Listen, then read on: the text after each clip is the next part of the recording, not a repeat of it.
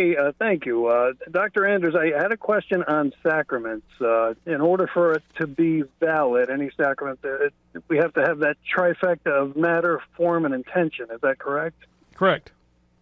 And I'm wondering where that came from, and the follow-up is that when Paul VI changed the form of the consecration in somewhere around 1969, didn't he invalidate the sacrament? Isn't it true, like, nobody got the Eucharist, nobody got the body and blood of Christ because the form was wrong?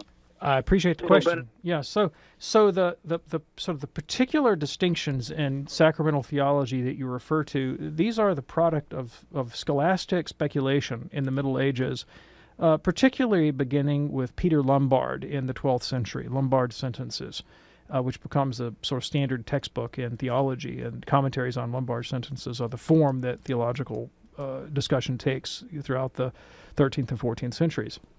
So that's really where it comes from. And then, of course, it enters into sort of the lexicon of dogmatic theology at the Fourth Lateran Council in 1215, this kind of thing. And then, of course, is confirmed at the Council of Trent. So that's the historical origin of the terminology, the way of conceptualizing it. In answer to your question, did Pope Paul VI invalidate the Mass? The answer to that question is no. No, the Mass is still valid.